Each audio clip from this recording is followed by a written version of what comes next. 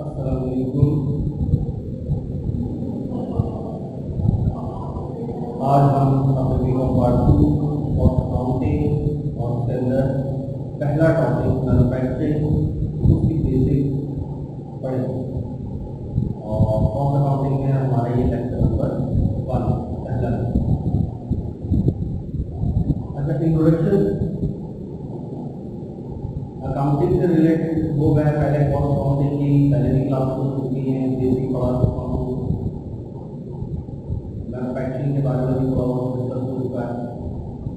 लेकिन ये भी पॉसिबल बहुत सारे ऐसे नए स्टूडेंट लोग जो अभी पहली क्लास के अंदर आ रहे हैं, तो पहला लेक्चर है, पहला टॉपिक है, तो उससे रिलेटेड बातें बताना बहुत जरूरी। अच्छा जी, तरीकेकार हमारा क्या होगा?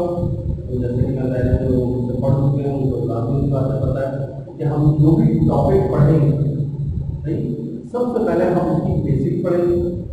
उसके अंदर क्या ये हम जो टॉपिक पढ़ रहे हैं उसका मतलब क्या है, उसके अंदर कौन से अल्फाज इस्तेमाल होते हैं, कौन से टर्म्स इस्तेमाल होते हैं, कौन से कॉन्सेप्ट इस्तेमाल होते हैं, क्या चीज़ कैसे निकाली जाती है, क्यों निकाली जाती है, इसकी क्या वजह है। ऐसे होगा, ये सिचुएशन होगी तो उसको ऐसे सोचना होता है, ये सिचुएशन होगी तो ऐसे सोचना होता है, ये स्टेप्स होते हैं, सवाल का मेन थीम क्या है वगैरह। तो यही प्रोसेस हमारा हर टॉपिक से रिलेटेड होगा। जो टॉपिक स्टार्ट होगा उससे पहले उसकी बेसिक होगी। जब वो बेसिक कंप्लीट हो जाएगी तो उसके बाद फिर हम बाकायदा सवाल का आगाज करेंगे, उसकी प्रैक्टिस करेंगे, उसकी क्वेश्चन करेंगे, ताकि उसमें मजा भी आए कि जो आप मुझसे कुछ सवाल पूछ सको कि आपको पता होगा तो पूछोगे।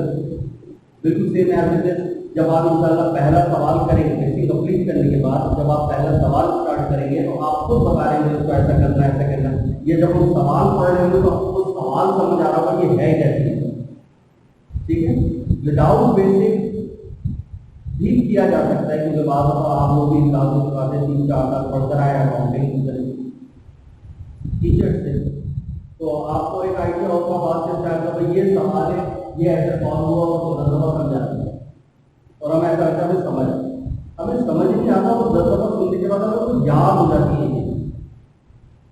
बेसिक के बगैर सवाल की कोई जरूरी नहीं।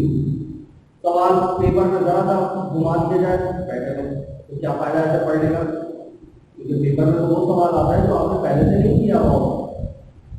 तो लिहाजा मेन चीजें जो टॉपिक करो तो आपके अपने लेवल के ऊपर, उसके ऊपर आपकी ग्रिप है, ठीक है। तो अभी हम कॉस्ट अकाउंटिंग हम सब्जेक्ट पढ़ने जा रहे हैं। तो सबसे पहले हम स्टार्ट करते हैं कि लफ्ज कॉस्ट अकाउंटिंग, अकाउंटिंग के बारे में तो पता है, अकाउंटिंग पढ़ते हुए आ रहे हैं। अकाउंटिंग का मतलब क्या होता है, क्यों करते हैं आप अकाउंटिंग, क्यों कर रहे हैं आप अकाउंटिंग? अब ग्यारह बार क्यों कर रहे हैं अकाउंटिंग? बस करते हैं। जब कोई सवाल जो तो सॉल्व हो जाएगा, ये अकाउंटिंग होती नहीं। मैंने क्या बताया था अकाउंटिंग क्या होती है? बिल्कुल अकाउंटिंग की बेसिक क्या है, सही। अब मजीद में वो दोबारा से वो फर्स्ट ईयर सेकेंड ईयर की कॉम्पार्टमेंट की जो बेसिक है अकाउंटिंग जिसे कहते हैं, तो अकाउंट कितने किस्म के होते हैं, मैं उन चीज़ों में नहीं जाता। हाँ, किसी को पर्सनली तौर पर अगर कोई पॉइंट जब आप कह सकें कि अकाउंटिंग बेस अच्छी नहीं है, बस रट के अकाउंटिंग पढ़ी है, याद कर ली है, या इंडिया बात करने का उनको तरीका नहीं पता, और ऐसे बात के ऊपर प्रीपेड लिखा हुआ है, नीचे प्रीपेड लिखा है, तो माइनस करके ये वाली लिखा हुआ है। इस तरह अगर अकाउंटिंग पढ़िए तो फिर आप बेसिक चीज़ें मुझसे रहते हैं इंडिविजुअली पूछ लेना अलग से। लेकिन हम यहाँ पर हम फिर दोबारा से बेसिक करेंगे तो वो रिपीटिशन होगी टाइम का। हम अपने टॉपिक की तरफ, ठीक है, कोशिश करूँगा कि उसके अंदर भी अगर कोई बेसिक चीज़ें हैं तो उसको रिपीट कर दूँ अपने टॉपिक से रिलेटेड, ताकि आपकी बेसिक भी साथ साथ कवर हो।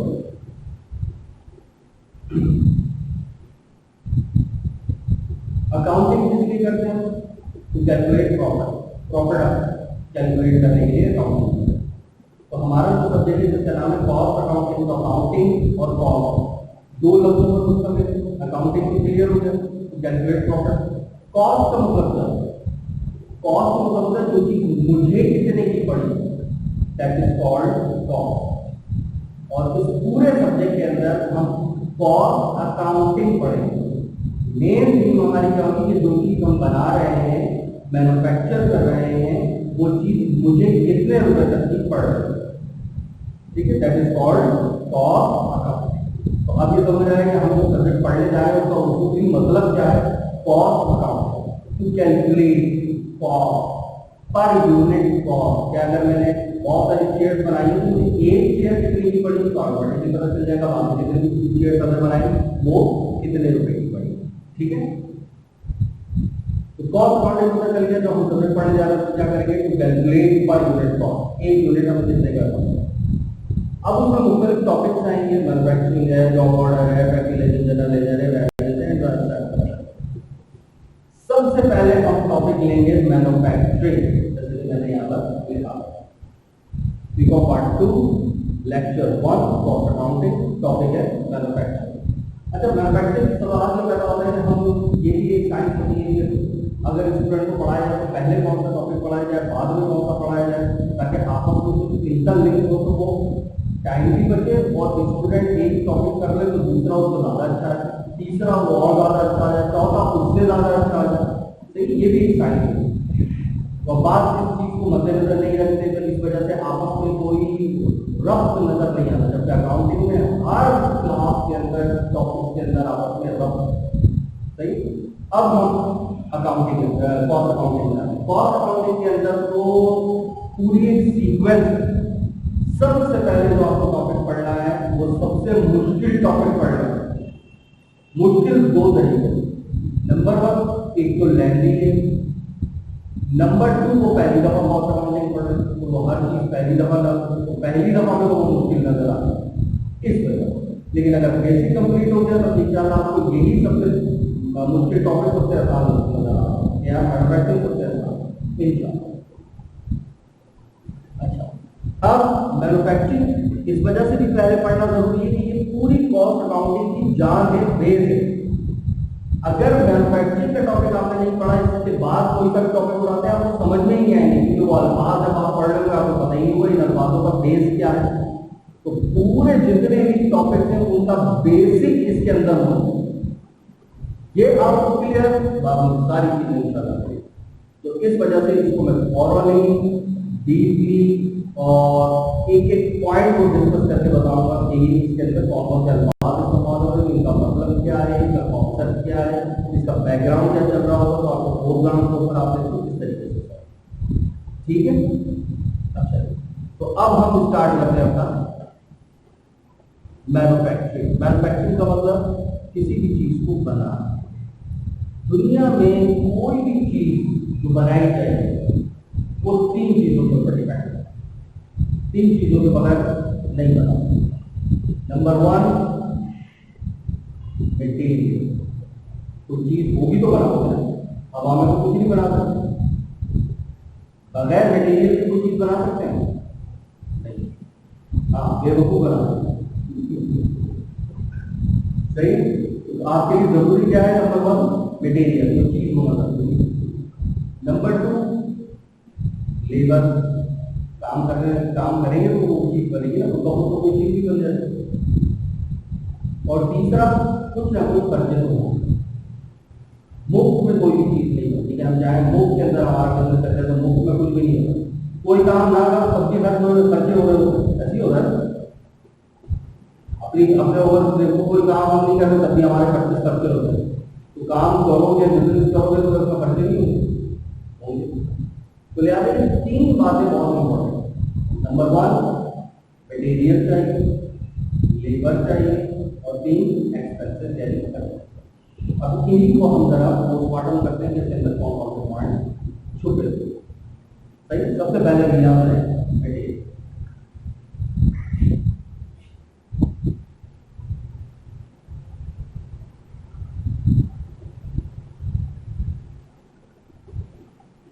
पहला पॉइंट क्या है, मटेरियल। दूसरा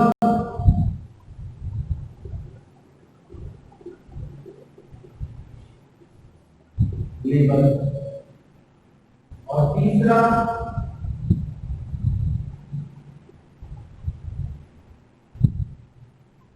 एक्सपेंसेस यानी आता है, सही। और इनकी डिफरेंशियल क्या बनी, मटेरियल के बाद क्या हुआ, कोई भी चीज जिससे आप बनाएंगे वो चीज आपकी मटेरियल है। लेबर, जो बंदा काम करेगा उसको जो भी आप तनख्वाह वगैरह देंगे वो लेबर है। एक्सपेंसेस, जो भी आपके बनाने में अखराजात हैं वो एक्सपेंसेस करते हैं, ये तो बहुत जरूरी है। आप इंडिविजुअल एरिया को पकड़ते हो उसके अंदर डीपली डिस्कस करते हैं कि इसके अंदर क्या है। सबसे पहले हम आते हैं मटेरियल। मटेरियल का मतलब क्या है, जब भी कोई चीज बनाई जाएगी तो जिस चीज से बनाई जा रही है वो चीज क्या कहलाएगी, मटेरियल। सही। मिसाल के तौर पर आप चेयर बनाते हो तो किससे बना रहे, लकड़ी, और लकड़ी मटेरियल। आप क्या बना रहे हो, ड्रेस की है तो ड्रेस में क्या है, कपड़ा, मटेरियल। सही। तो मटेरियल का मतलब जिस चीज से आप कोई भी चीज बनाएंगे वो चीज यानी वो गुड, वो मटेरियल है। अब मटेरियल के अंदर दो चीज,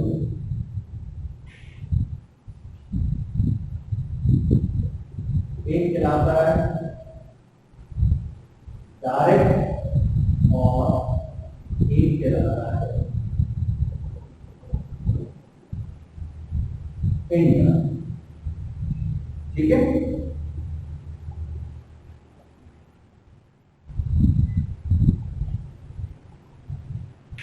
तो मटेरियल में क्या है, दो चीज, एक डायरेक्ट और एक इनडायरेक्ट। डायरेक्ट मटेरियल में मतलब चीज, वो मटेरियल में जिसे भी आप बनाओ उसकी दो टाइप होती, एक डायरेक्ट और एक इनडायरेक्ट। डायरेक्ट क्या है, ऐसा मटेरियल यानी which can be easily identified, जो मेन पार्ट, जैसे मिसाल के तौर पर मैंने मिसाल की आपने ये टैक्स बनाई तो ये किस चीज से बनाई, मेन पार्ट क्या नजर आ रहा है देखते ही, लकड़ी। तो लकड़ी इसका क्या हुआ, डायरेक्ट मटेरियल। लेकिन आप देखेंगे इसके अंदर ईट भी लगी हुई है, इसमें ग्लू भी लगा हुआ है, इसमें कोई स्टील की कोई चीज भी लगी हुई है, लोहे की पतरी भी लगी हुई है वगैरह वगैरह, ये भी तो मटेरियल ही है। लेकिन ये कौन सा कहलाएगा, इनडायरेक्ट मटेरियल। क्लियर। मिसाल मैंने एक दी, आपने सूट सिया, अब जब कपड़ा ड्रेस किए तो वो बेसिकली किस चीज से मिलके बना, देखते क्या हमारे नजर में सामने आ कपड़ा, तो जो कपड़ा हुआ ये हुई डायरेक्ट, लेकिन इसके ऊपर धागा लगा है, इसमें बटन लगे हैं, कपड़े में कुछ और बेल लेसेस वगैरह लगी हुई है, कोई कुंदा लगा हुआ है, ये सब का सब क्या है तो मटेरियल, लेकिन इनडायरेक्ट मटेरियल। एक जूते का एक जूता है मिसाल के तौर पर, वो किससे मतलब आपको देखते हुए चमड़े से बना, तो चमड़ा उसका डायरेक्ट हुआ, लेकिन उसके अंदर कोई क्लिप लगा हुआ है, उसके अंदर कोई लेसेस हैं, वो आपके क्या कहलाएगा है, वो भी मटेरियल है, क्या कहलाएगा, indirect. Clear. Material main part जो होगा मटेरियल का, उसका वो मेन हिस्सा which can be easily identified, देखते पता चलता मेन पार्ट है वो डायरेक्ट मटेरियल, और जो मेन पार्ट नहीं है वो indirect. Clear. Next labour. Labour के अंदर दो चीजें, एक कहलाएगी डायरेक्ट और एक कहलाएगी इनडायरेक्ट। यानी लेबर की दो टाइप है, एक डायरेक्ट लेबर और एक इनडायरेक्ट। सही। अब लेबर की डिफिनेशन क्या है कि हालात में जो बंदा काम करेगा उसको आप तनख्वाह तो दोगे ना, फ्री ऑफ कॉस्ट कोई काम नहीं करता, तो लिहाजा जो तनख्वाह है वो लेबर है।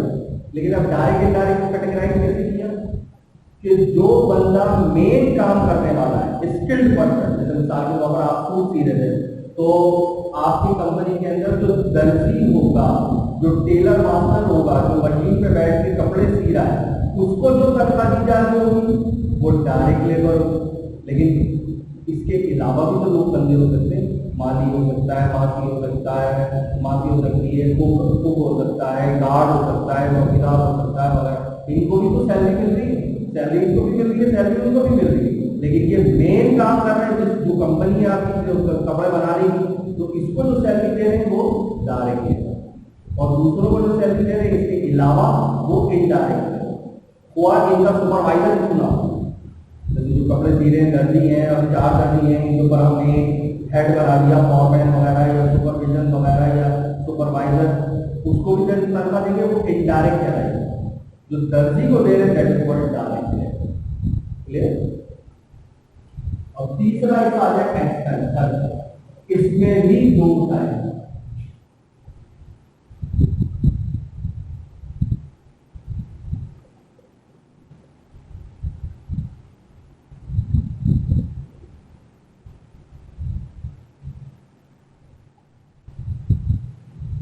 डायरेक्ट और इनडायरेक्ट। अब इन खर्चों में डायरेक्ट इनडायरेक्ट की क्या कहानी है, ये थोड़ा सा इसका समझना है तो ये टेक्निकल है। बाद में उसका ख्याल नहीं रख रहे होते जब आप पता ही नहीं होते। देखो डायरेक्ट और इनडायरेक्ट एक्सपेंस में क्या मतलब, फर्स्ट करो आज दर्जी नहीं आया तो अब आपको कोई ऐसा बंदा चाहिए जो ये आपका काम करे, तो वो दर्जी ही होना चाहिए, स्किल्ड पर्सन ही होना चाहिए। ऐसा तो नहीं है ना कि कार्ड को बुला के आप अपना काम करवा सकते, नहीं, स्किल्ड पर्सन चाहिए। भले उसको एक दिन के लिए चाहिए, उसको एक दिन के पैसे देंगे, तो जो एक दिन के पैसे दे रहे होंगे उस बंदे को that is called direct expense. तो अब पता चला डायरेक्ट एक्सपेंस क्या होता है, और direct expense basically that is a part of direct labor। यानी अगर कभी आप सवाल करते हैं और सवाल में डायरेक्ट लेबर लिखा हुआ है और साथ में डायरेक्ट एक्सपेंस भी कहीं लिखा हुआ है, तो direct expense would be added into direct labour, तो फिर टोटल डायरेक्ट लेबर आएगा। तो जहां कभी भी डायरेक्ट लेबर और डायरेक्ट एक्सपेंस को, तो डायरेक्ट एक्सपेंस को डायरेक्ट लेबर के अंदर ऐड करते हैं तो टोटल डायरेक्ट लेबर आएगा। ठीक है, और नहीं है तो डायरेक्ट लेबर तो direct labour that is the part of direct expense, that is the part of direct labour. Got it? अब इसके अलावा खर्चों में फैक्ट्री की बात हो रही है, कोई चीज बन गई होगी मैन्युफैक्चरिंग कंसर्न, फैक्ट्री के अंदर होने वाले सारे खर्चे सबसे सबसे पहला अब हजारों हो सकते हैं।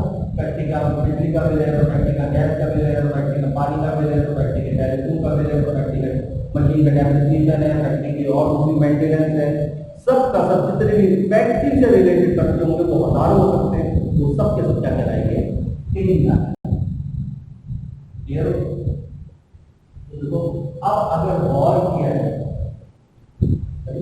तो हमारे पास मटेरियल के अंदर हमने दो चीजें पढ़ी, डायरेक्ट मटेरियल, इनडायरेक्ट मटेरियल मतलब जो चीज जिस चीज से हम बनाएंगे वो चीज मटेरियल, और उसमें दो जो मेन पार्ट है वो डायरेक्ट, जो मेन पार्ट नहीं है वो इनडायरेक्ट। लेबर जो तनख्वाह, जो मेन बंदे को जो काम कर रहा है उसको जो तनख्वाह देंगे वो डायरेक्ट, और जो मेन बंदे नहीं है माली मासी वगैरह उनको जो तनख्वाह दे रहे हैं वो इनडायरेक्ट। एक्सपेंस के अंदर जो अगर मिसाल के तौर पर आज डायरेक्ट लेबर वाला बंदा नहीं आता तो हमें मजीद ऐसा ही बंदा हायर करना है, उसको जो तनख्वाह देंगे वो डायरेक्ट, और डायरेक्ट लेबर ऐड हो जाएगी, डायरेक्ट एक्सपेंस ऐड हो जाएगा डायरेक्ट लेबर। तो ये एक चीज के दो नाम है, और फैक्ट्री में होने वाले जितने भी अपने सारे सारे खर्चे क्या कराएंगे, इनडायरेक्ट। क्लियर? अब इनके अंदर कैटेगराइजेशन करते हैं, क्लासिफिकेशन करते हैं ताकि मजीद इजी हो पाए। ठीक है, जितने भी इनडायरेक्ट, वो इनडायरेक्ट मटेरियल हो, इनडायरेक्ट लेबर हो या इनडायरेक्ट एक्सपेंस, इन तीनों को मिला के एक ही नाम दिया जा सकता है,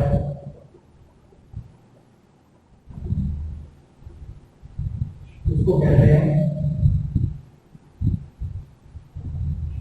फैक्ट्री ओवरहेड। यानी अगर सिर्फ इतना नाम लेते फैक्ट्री ओवरहेड, बात उसको एब्रिविएशन के अंदर FOME फैक्ट्री ओवरहेड। सही?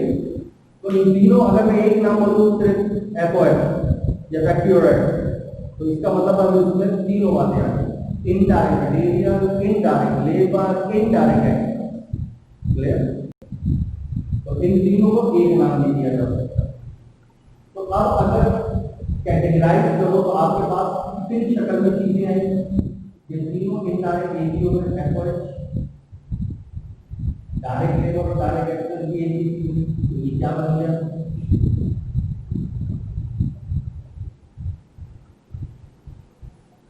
ये एफर्ट एक ये डायरेक्ट लेबर और एक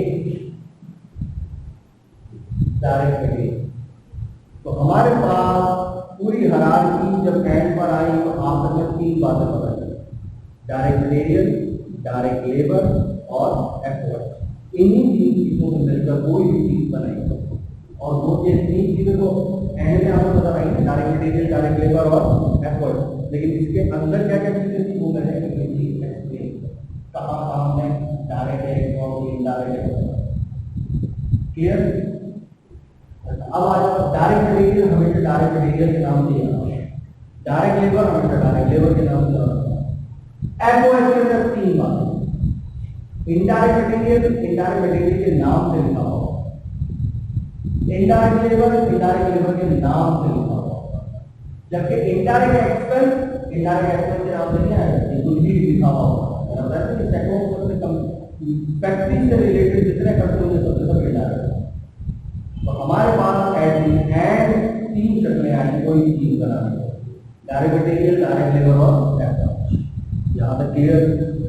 पक्का? ये बिल्कुल बेसिक और मेन थीम है, इससे आगे प्रोसीड होगा। तो अब नेट कंक्लूजन, नेट रिजल्ट के अंदर हमारे पास क्या चीज पॉसिबल, कोई भी चीज बनाने के लिए तीन बातें चाहिए, मटेरियल, लेबर और एफर्ट। मटेरियल कहाँ से आया, लेबर कहाँ से आया, एफर्ट के बारे में क्या है, वो सारी चीजें ही आ गई। तो अगर सम अप करो तो क्या बना, मटेरियल से मुराद डायरेक्ट मटेरियल, लेबर से मुराद डायरेक्ट लेबर, एफर्ट से मुराद indirect material, indirect labour, indirect effort, ये तीनों बात। तो सिंपल क्या बोलेंगे, डायरेक्ट मटेरियल, डायरेक्ट लेबर और एफर्ट, ये तीन चीजें जब हम इस्तेमाल करते हैं कोई भी चीज बनाई जाती है। ये पॉइंट क्लियर हो गए? श्योर? अब इससे आगे सही है?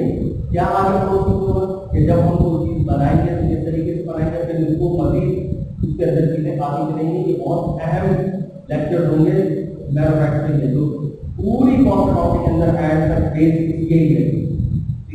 तो जब कोई भी चीज बनानी है तो हमने मेन पार्ट क्या अदा करना, क्या क्या लिया हमने,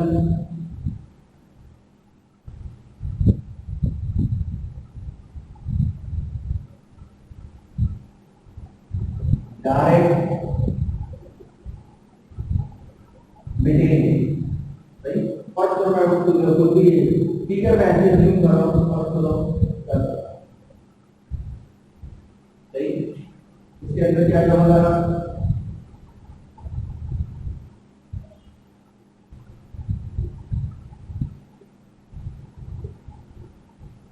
डायरेक्ट लेबर, फर्स्ट तो वो भी अभी याद रखना, डायरेक्ट मटेरियल से होगा डायरेक्ट मटेरियल और डायरेक्ट लेबर से होगा, ये दोनों होंगे। अगर सवाल में सिर्फ ये तो यही लिखो, और अगर ये और ये दोनों तो दोनों को जमा करनी है आपको। फर्स्ट करो डायरेक्ट लेबर 8,000 और डायरेक्ट एक्सपेंस 2,000। अब आप यहाँ पर डायरेक्ट लेबर 8,000 और डायरेक्ट एक्सपेंस 2,000, इन दोनों को जमा करके आगे 10,000। क्लियर? कैसे जो बता दो, डायरेक्ट लेबर 8,000 और डायरेक्ट एक्सपेंस 2,000, टोटल कितना हो गया, यानी डायरेक्ट लेबर आपका टोटल 10,000 और फिर डायरेक्ट मटेरियल का 10,000। वही शक्ल मुझे तो दोनों चीजें मैंने एक्सप्लेन करके बता दी कि डायरेक्ट मटेरियल और डायरेक्ट लेबर, और डायरेक्ट एक्सपेंस जब भी आएगा तो डायरेक्ट एक्सपेंस को डायरेक्ट लेबर में ऐड करके टोटल करके। अब यहाँ पर चाहो तो ब्रेकअप करके भी ब्रैकेट बना दिया, 8,000 मल्टीप्लाई प्लस 2,000 10,000 ऐसे भी लिख सकते हैं। ज्यादा बेहतर है कि बाहर डालो, उसने सवाल में अलग से लिख के दिया तो आप भी अलग से लिखें, डायरेक्ट लेबर 8,000, उसके अंदर ऐड करवाएं डायरेक्ट एक्सपेंस 2,000, दोनों को मिला के फिर यहाँ पर लिखे 10,000। क्लियर? मैंने बात कराई शामिल कर डायरेक्ट मटेरियल 10, डायरेक्ट लेबर 10 और तीसरी चीज क्या थी, तीन चीजें थी ना, फैक्ट्री और वो चीजें पढ़ कर लिया। मेन ये तीन चीजें मिला कर कोई चीज बनाई जाएगी, तो ये भी तीन चीजों को जमा करोगे तो ये क्या कहलाएगा, 30,000 रुपए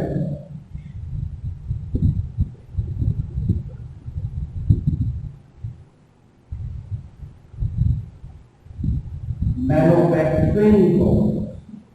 ये क्या कहलाती है, मैन्युफैक्चरिंग कॉस्ट। पहली कॉस्ट जो होती है, कोई भी चीजें बनाई जाती है तो मेन तीन चीजें चाहिए, डायरेक्ट मटेरियल, डायरेक्ट लेबर और एफर्ट। ये तीनों को जमा करो तो क्या कहलाता है, मैन्युफैक्चरिंग। बताओ यहाँ पर ओके, मैन्युफैक्चरिंग क्या चीज है, सही, ये मेन चीज है, बिल्कुल मेन। अल्फाज फिर इनके बारे में मजीद पोस्टमार्टम बात करो। तो ये तीन चीजें पता चल गई, कोई भी चीज बनाई जाएगी तो वही तीन चीजों से, मटेरियल, लेबर और, तो अब एक चीज पता चला, आगे जाए तो मटेरियल दूंगा तो कौन सा चाहिए, डायरेक्ट मटेरियल। लेबर दूंगा तो कौन सा चाहिए, डायरेक्ट लेबर।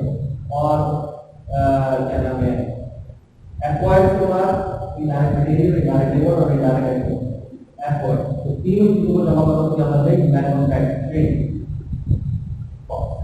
क्लियर। फिर एक लफ्ज इस्तेमाल होता है वर्क इन प्रोसेस, या जिसको गुड्स इन प्रोसेस भी कहते हैं, या प्रोसेसिंग भी कहते हैं, बात यानी वो जो चीज अभी मुकम्मल नहीं, वर्क इन प्रोसेस। इसकी दो शक्लें होती है, या तो वो अभी आप जैसे कोई चीज बनाने जा रहे हैं, पहले से ही कुछ चीजें इन प्रोसेस यानी इनकम्प्लीट फॉर्म में पड़ी हुई है, वो हमारे लिए क्या कहलाएगा, वर्क इन प्रोसेस की ओपनिंग। और जब हमारा साल खत्म हो जाएगा और उसके बाद कुछ इनकम्प्लीट फॉर्म में चीजें पड़ी है, वो कहलाएगा वर्क इन प्रोसेस की एंडिंग। यानी जो काम अभी इनकम्प्लीट है और जो पहले से मौजूद है, तो वो पहले से जो मौजूद है वो ओपनिंग, और जो बाद में है वो एंडिंग।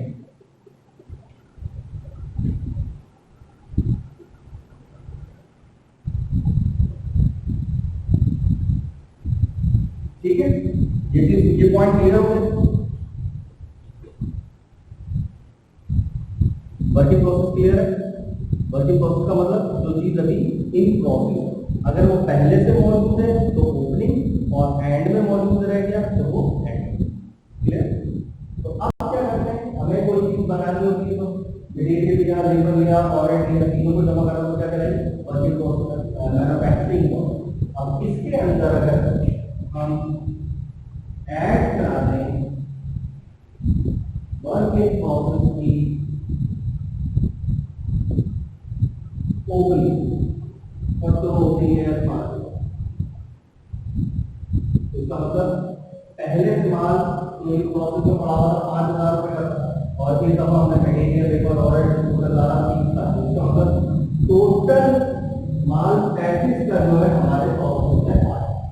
सही है, तो ये कहलाता है total work put in process. Clear. जब भी कोई चीज बनाने गए तो पहले से कुछ माल पड़ा होगा, वो क्या होगा, ओपनिंग। और एक दफा जो हमने मटेरियल लिया होगा, लेबर लिया होगा, एफर्ट लिया होगा, तो वो क्या कराएगा, मैन्युफैक्चरिंग। तो दोनों को जमा करो तो टोटल वर्क आ गया, तो आगे प्रोसेस के अंदर मौजूद होगा।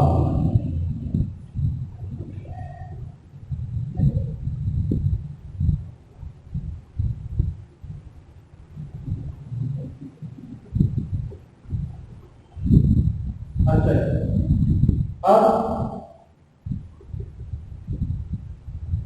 अगर मैं इसमें से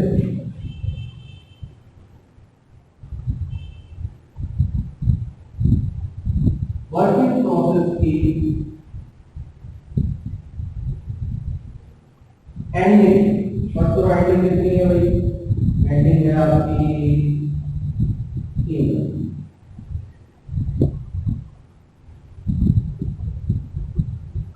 तो 3,000 आंसर कितना आया, 32 था। यानी टोटल माल आपने प्रोडक्शन में कितना डाला, 35 का। लेकिन अभी भी कुछ इनकम्प्लीट कितना रह गया, 3। इसका मतलब बाकी 32 क्या हो गया, कंप्लीट हो गया। ये जो कंप्लीट हो गया that is called cost of goods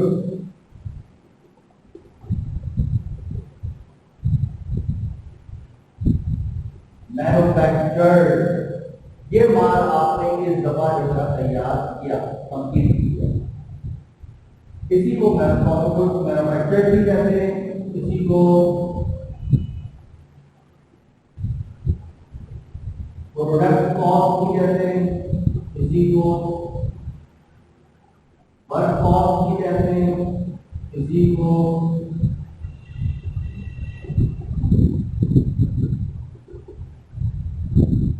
factory cost भी कह देते हैं वगैरह वगैरह। ये कॉन्सेप्ट असल तो चीज है कॉस्ट ऑफ मैन्युफैक्चर। बाकी हम नाम कॉन्सेप्ट के हिसाब से रखते हैं। मैंने एग्जांपल बनाया, ये मेरा पीरियड के अंदर जो मेन पीरियड के अंदर मेन कॉन्सेप्ट मैंने पीरियड कौन सी कहती है, सही। ये खैर मुख्तलिफ नाम है, लेकिन जो बेसिक एक्चुअल में नाम है उसका क्या है, मैन्युफैक्चर। बाकी आप उसको प्रोडक्ट बोलो, वर्क बोलो, पीरियड बोल दो, फैक्ट्री बोल दो, सब बात सारी। ये है पूरी कॉस्ट अकाउंटिंग के अंदर बेसिक उसूल उसकी की है, क्लियर। यानी मटेरियल, लेबर और एफर्ट। फिर हम आगे इसको मजीद प्रोसीड करेंगे कि अंदर इसका क्या मतलब है, इसका क्या मतलब है सब। लेकिन अगर मैं समराइज करूं तो मेजर उसूल क्या पता चला, कोई भी चीज बनाई जाएगी वो तीन चीजों को मिलकर बनेगी, मटेरियल, लेबर और मटेरियल में दो हैं डायरेक्ट और इनडायरेक्ट, लेबर में दो हैं डायरेक्ट और इनडायरेक्ट, एक्सपेंस में दो हैं डायरेक्ट और इनडायरेक्ट। मटेरियल के अंदर क्या था, जो मेन पार्ट है वो डायरेक्ट, जो मेन नहीं है वो इनडायरेक्ट। लेबर में क्या था, जो मेन बंदा काम कर रहा है उसको सैलरी दे रहे हैं वो डायरेक्ट, जो मेन बंदा नहीं है दूसरों को जो सैलरी दे रहे हैं वो इनडायरेक्ट। एक्सपेंस के अंदर क्या था कि आज वो मेन बंदा नहीं आया, कोई और बंदा रखा, उसको जो तनख्वाह दी वो डायरेक्ट एक्सपेंस, और इसके अलावा फैक्ट्री में जितने भी खर्चे वो इनडायरेक्ट। और इसके अंदर एहतियात ये थी direct expense and the part of direct labour, तो ये एक चीज है, जितने भी इनडायरेक्ट है वो एक ही चीज होगी। और तो तीन हिस्सों में हमारे पास चीजें आएंगी, डायरेक्ट मटेरियल, डायरेक्ट लेबर और एफर्ट, तीन का, क्लियर।